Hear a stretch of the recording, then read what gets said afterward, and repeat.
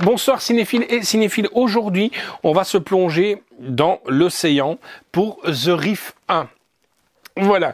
Et je vais l'envoyer dans l'océan. Hein. Dans l'océan, allez, on est parti. Sur un voilier. Alors, le synopsis. Été 2010, Australie, 5 amis partent en croisière pour des vacances de rêve, mais lorsqu'ils font naufrage, le rêve vire au cauchemar. Dans l'eau rôde une terrible menace. Ce n'est pas le Krakoukas, c'est un requin. Et nous, on va aller voir dans l'océan. Depuis 35 ans, vous avez oublié qu'une simple baignade peut être mortelle.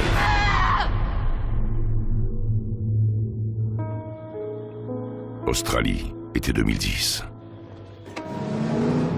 5 amis partent en croisière. Amusez-vous bien.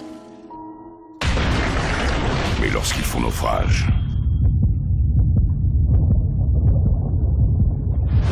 Cette épave va couler. Il y a une terre là-bas, et je crois que c'est notre seul espoir. J'ai trop pêché dans ces eaux, je sais ce qui y traîne. Je préfère rester au sec.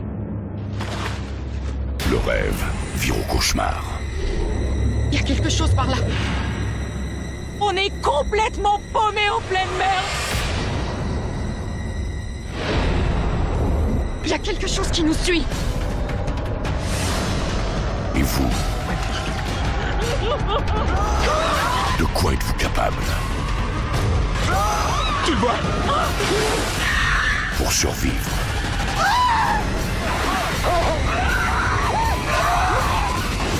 The Reef, aurez-vous le courage de rester en vie?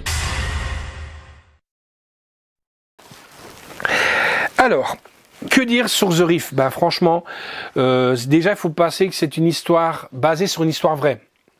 Ça j'aime bien, comparé aux deux, j'ai vraiment bien aimé, basé sur une histoire vraie, très loin de toutes les productions ridicules à base de requins géants, ou alors des requins à 6 têtes, ou des sharknados, ou des requins lunaires. Là franchement elle est bien. Ce film tient plus d'un documentaire et fait progressivement monter l'angoisse en montrant finalement très peu de requins et nous place au niveau des protagonismes, un film ayant brillamment montré l'effroi. Ce qui est marrant, c'est que je l'ai regardé avec Connor et lui, il a une phobie. Les profondeurs et il se voyait très mal à un moment donné. Il me dit je me verrais mal là nager et patauger dans l'océan et pas savoir ce qu'il y a en dessous de mes pieds. Donc du coup, qu'est-ce qu'il a fait ce jeune homme? Il est allé pendant le film, il est allé zapper et il a regardé les morsures de requin. Il m'a fait maintenant je nagerai plutôt en piscine qu'en mer quoi. Surtout qu'il a regardé pratiquement partout où il y a des requins.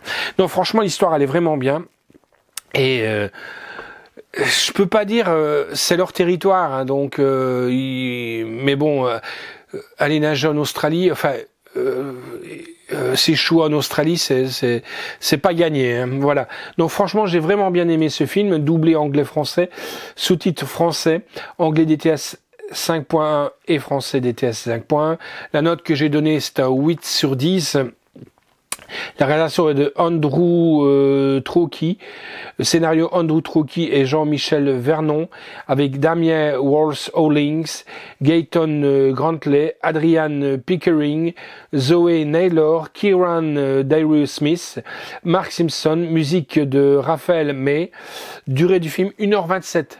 Donc vraiment bien comparé déjà au Reef 2 qui était déjà plus long quoi.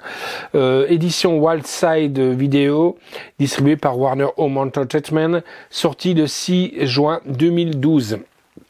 Contenu technologie audio 3D permettant de bénéficier d'un son 5.1 via un casque stéréo VF, copie digitale offerte, oui, parce qu'à l'époque on avait beaucoup de copies digitales, on avait un petit papier où vous envoyiez le code et vous pouviez le télécharger sur votre ordinateur.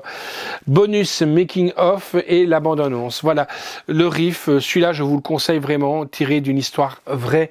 Ça va peut-être un peu vous changer si vous voulez vous baigner dans les eaux un peu chaudes et même un peu moins chaudes parce que maintenant les requins se rapprochent de plus en plus de nos côtes hein, avec le réchauffement climatique. Voilà, The Reef, très bon film que je vous conseille. Ciao.